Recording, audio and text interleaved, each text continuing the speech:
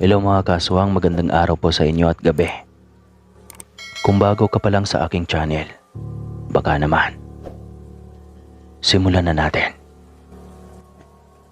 Ang mga kwentong kababalaghan na ito ay aking itinampok.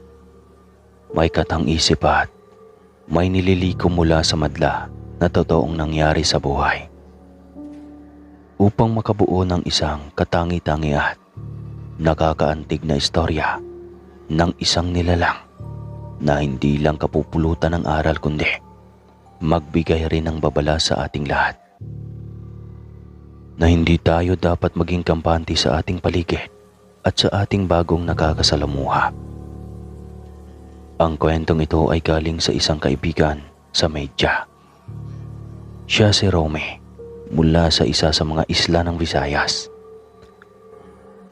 At ang karanasan na ito ay nangyari sa kanyang lolo na albularyo at ng kuya niyang itatago natin sa pangalang Kian. 1982, nang nagsimulang aswangin si Kian, panganay na anak ni Aling Bernadette. Una sumakit lang ang tiyan kaya dinala nila ito sa ospital. Hindi na naisip ng ginang na hintayin ang amang albularyo kung kailan darating. Dahil sa sobrang pag-alala sa anak. Lagi kasing may nagpapatawag o malimit nating tawagin ngayong home service sa ama nitong albularyo na si Lolo Arthur. Kaya madalas itong wala sa kanila. Medyo may kalayuan pa ang ospital sa nasabing lugar dahil nga sobrang layo sa Kabiasnan. Nasa gitna pala ito ng isla. Pagdating ng ospital kaagad itong chinek, laboratorio ng dugo, dumi at lahat. Pero ang resulta ay puro negatibo. Kaya ang nangyari, kinabukasan ay pinauwi sila dahil ang findings ng doktor ay walang sakit si Kian. Hindi na rin sinumpong ng pananakit ng tiyan ang bata ng araw na iyon. Kaya naging kampante na rin ang ginang. Salamat naman at paayos lang ang anak natin, mahal. Saad ni Aling Bernadette sa asawa. Nakatulog na rin si Kian sa bisig ng ama at bumiyahe na rin sila pabalik ng isla. Ngunit pagsapit ng gabi, nandyan na naman at nag-aalumpihit na naman ang bata sa sobrang sakit ng tiyan. Napagtanto nilang tuwing umaga sobrang sigla ni Kian.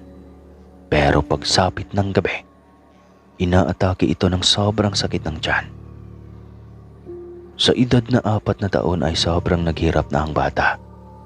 Dahil sa isang ordinaryo, ngunit abusadong aswang. Labis ang pag-aalala ng ina. Hindi nila alam kung ano ang gagawin. Sa panahong iyon, buntis si Aling Bernadette sa pangalawa nitong anak. Ang trabaho ng ama ni Kian ay pangingisda, kaya madalas wala lagi sa bahay dahil naglalako ng mga huling isda. Minsan gabi na ito kung umuwi. Laging nakakarinig si Aling Bernadette ng huni ng wakwak. Ngunit hindi siya natatakot. Alam niyang mabango talaga siya sa aswang dahil nagdadalang tao. At kahit pa man ang kabataan niya, madalas na talagang may napapadaang mga wakwak at tiktik sa kanilang bakuran. Kaya baliwala na lang sa kanya ang mga iyon. Nakikitara si Aling Bernadette kasama ang batang si Kian at ng asawa nito sa kanyang ama na isang albularyo.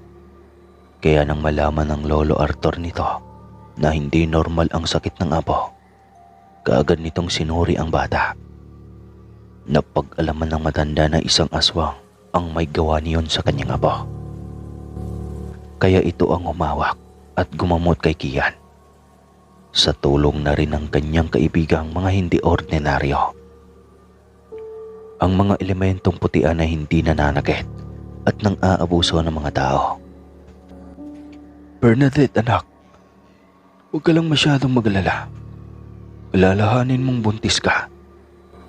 Paalala ng amang si Lolo Arthur sa ginang. Isang gabi noon, plano ni Aling Bernadette na sunduin ang asawa. Lumabas siya ng bahay at paglabas niya ng pinto, isang napakalaking aso ang bumungad sa kanya. Sobrang pula ng mga mata, nagbabaga at galit na nakatitig kay Aling Bernadette. Labas ang gilagid nito at kitang-kita ang mga pangil at ang tumutulo pang malalapot na laway. Naghahanda itong sugurin si Aling Bernadette. Napamura ang ginang. Iyon ay para itaboy at umalis ang malaking aso na alam ng ginang na hindi isang ordinaryo lang. Saktong dumating ang asawa nito, kaya't bigla ring nawala ang nilalang. Napakunot-noo pa ito nang makita ang reaksyon ng asawa na tila ba gustong dumepensa sa kalaban. "Mahal, mabuti at dumating ka na," wika ng ginang sa asawa na bakas pa rin ang takot sa muka. "May nangyari bang hindi maganda?" Nag-aalalang tanong ng asawa. "May malaking aso dyan kanina. Nakita mo yon?" Tanong pa ng ginang. Mabilis na umiling ang asawa dahil wala itong nakita. Dismayado si Aling Bernadette. Paanong hindi nakita nito? Ang laki ng asong iyon para hindi makita. Halos matangkad pa sa kanya. At nang gabing ding iyon nga, biglang sumakit ang tiyan ni Aling Bernadette. Sinyalis na manganganak na ito. Agad na tinawag ang manghihilot. Ito ang madalas na nagpapaanak sa mga buntis. Hanggang sa sumapit na ang kabuwanan ni Aling Bernadette. At nang gabing iyon nga, biglang sumakit ang tiyan ni Aling Bernadette. Sinyalis na manganganak na ito. Agad na tinawag ang manghihilot. Ito ang madalas na nagpapaanak sa mga buntis noong dekada 80. Sa bahay lang din nais manganak noon ng ginang, kaya dali-daling tumawag ang asawa kahit pa may kalayuan sa kanila ang bahay ng nasabing hilot. Nanganak nga si Aling Bernadette, pero kakaiba ang itsura at namatay rin kaagad. Sa mga oras na iyon, ang panganay na anak na si Kian ay nasa pangangalaga ng lolo nitong albularyo. Masakit sa inang si Aling Bernadette ang pagkawala ng kanyang anak na pangalawa. Subalit kailangan niyang tanggapin at mag-focus sa panganay na natipuhan rin ng aswang. Habang tahimik naman na nilalabanan ni Lolo Arthur, ang aswang nasabik na sabik nang makuha ang katawan ng batang si Kian. Kahit sa araw ay sumusugod itong mabangis na nilalang. Nagkataon noon na wala ang Lolo Arthur dahil may humingi ng tulong. Wala rin ang asawa ni Aling Bernadette. Kaya silang mag-ina lang ang nasa bahay. Hindi inasahan ng ginang na aatake ang aswang. Ang mga punong kahoy ay tila mabubuwal. Ngunit wala namang hangin at sobrang alinsangan pa ng panahon. Ang bubong ay binubungkal, kaya't kumuha si Aling Bernadette ng pangontra. Sinabuyan niya ng asin ang bakuran. Saktong tinamaan ang aswang kahit hindi nakikita, kaya umatungal ito ng napakalakas. Biglang nawala ang matinis na tinik at biglang tumahimik ulit ang buong paligid. "Bakit ba tayo lagi ang pinupunterya ng aswang, anak?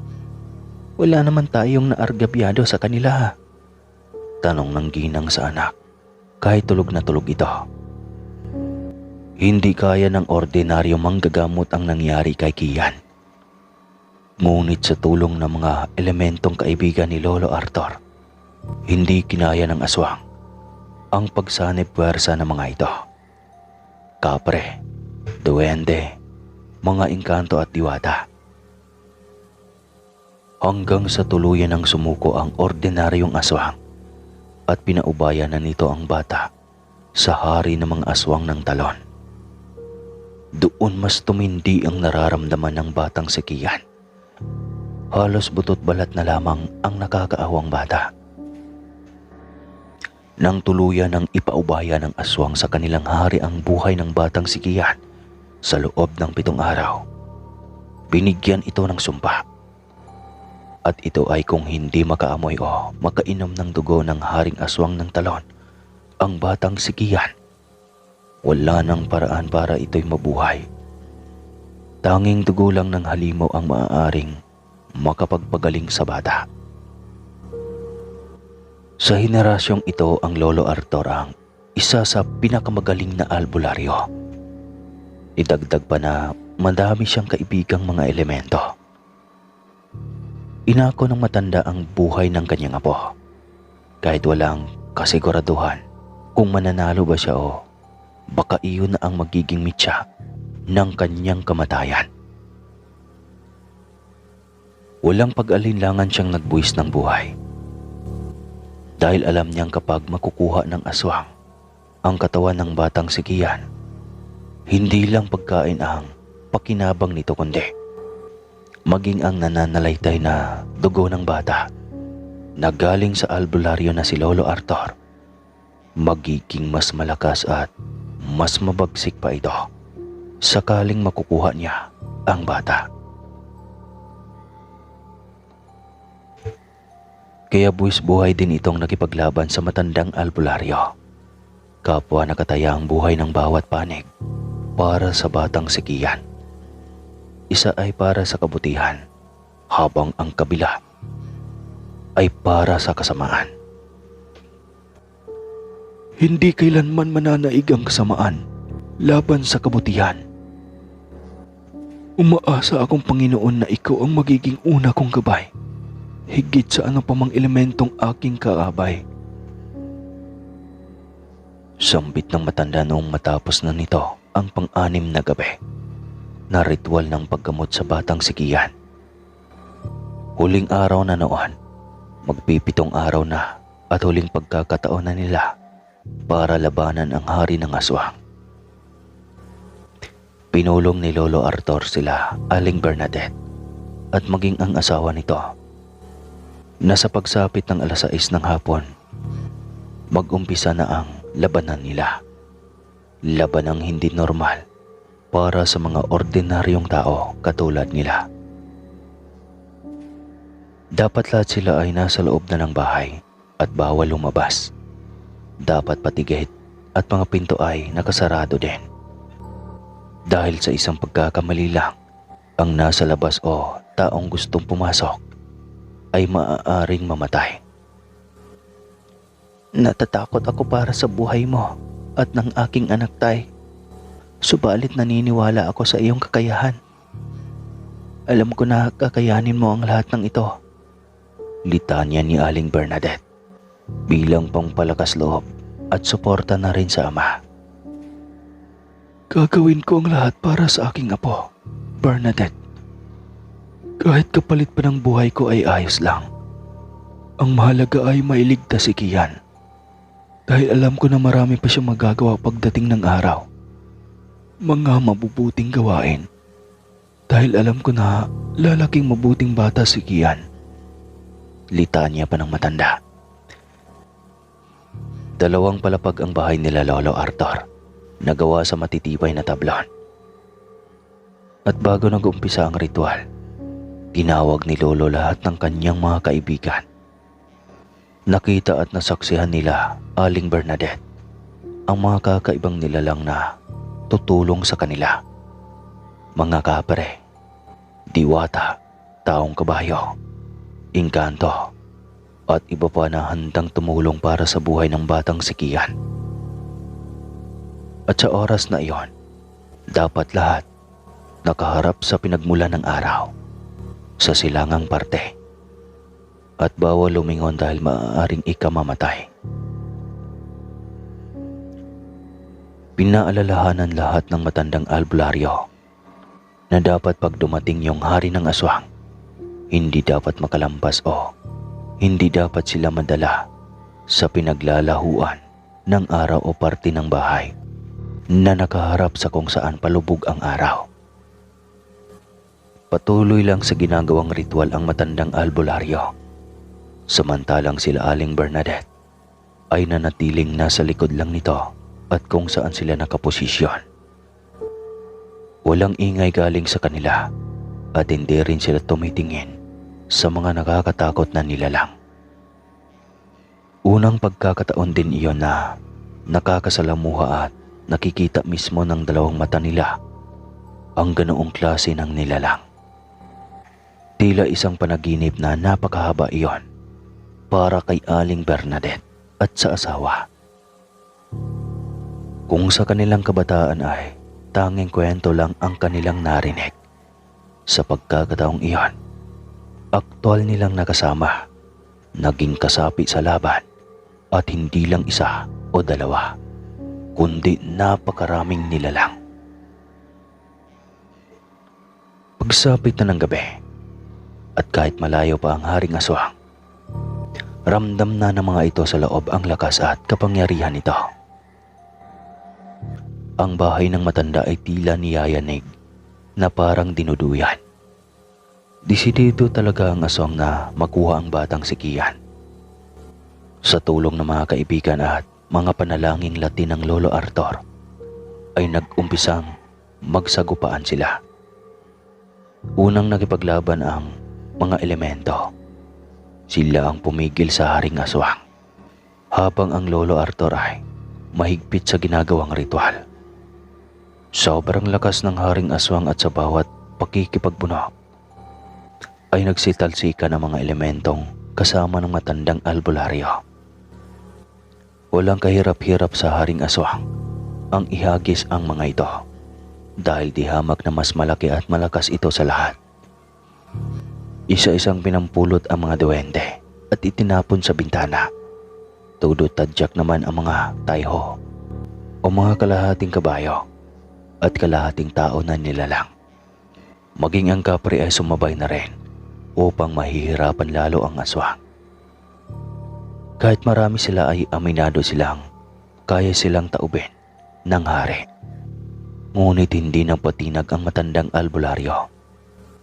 Mahigpit ang paniniwala niyang higit na mananaig ang kabutihan laban sa kasamaan.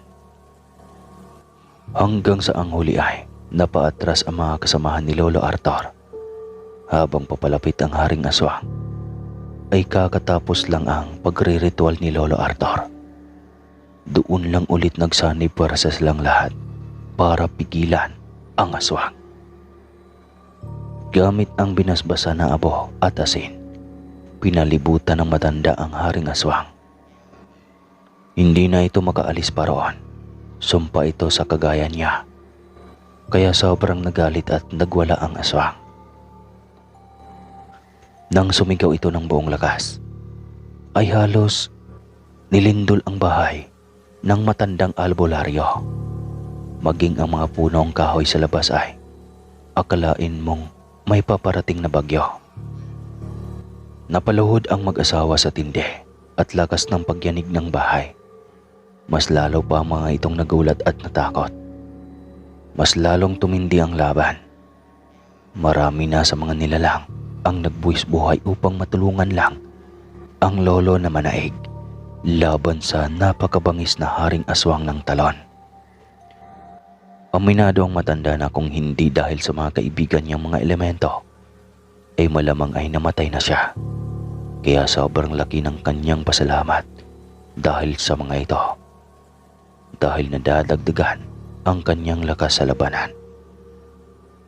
Gamit ang patalim na gawa sa tanso, isang punyal na babisang panlaban sa mga aswang na galing pa sa mga ninuno rin nitong albularyo.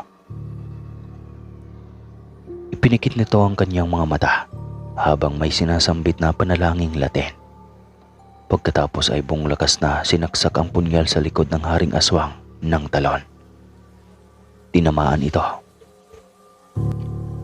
At gamit ang basong inipon ng matandang albularyo ang dugo ng Haring Aswang. Nang mapuno ang baso ay kaagad na pinainom sa bata ang isang basong dugo ng halimaw.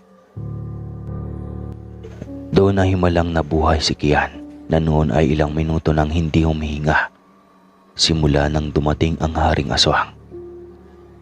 Inakala pa ng inang si Aling Bernadette na tuluyan na rin itong lilisan. Iyak ito ng iyak habang nakatunghay sa bata.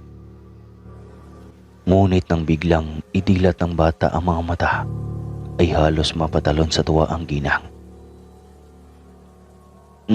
Nanay, ang sama ng panaginip ko. Kukunin ako ng sobrang pangit na nilalang. Mabuti na lang naroon si Lolo Arthur. Niligtas ako.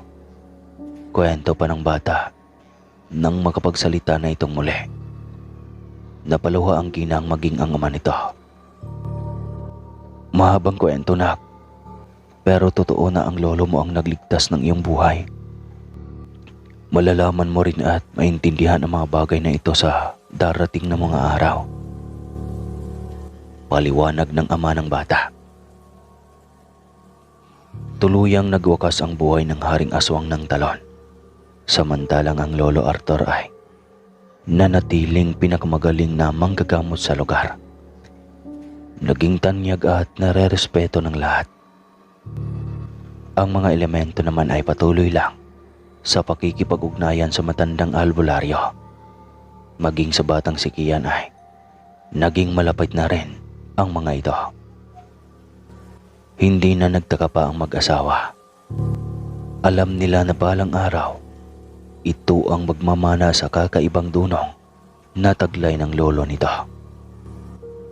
Habang nagbibinata si Kian, hinasa ito ng mga panalangin Latin ng lolo. Alam ng matanda at ramdam na niyang malapit na siyang babawian ng buhay sa mundong ibabaw. Nang masigurong magiging magaling na albularyo na si Kian, ay naging kampante na ang matanda. Dahil sa susunod pang mga henerasyon, ay nakasisiguro na siyang may magtatanggol sa kanyang mga angkan laban sa mga itim na nilalang. Ang mga kaibigan nitong elemento ay naging gabay na rin ni Kian. At sa kasalukuyan, si Kian ay isang magaling na albularyo ng lugar. At ang ligasiya ng kanyang lolo Arthur ay magpapatuloy hanggang sa susunod pang mga henerasyon. Dahil isa sa mga anak ni Kian ang magiging tagapagmana ng nasabing dunong. At maging ang mga elementong gabay na galing pa sa lolo Arthur nito. Hanggang dito na lang po ang kwentong ito. Maraming salamat po sa lahat ng nakikinig. Salamat. Ingat mga walang jowa. Alright.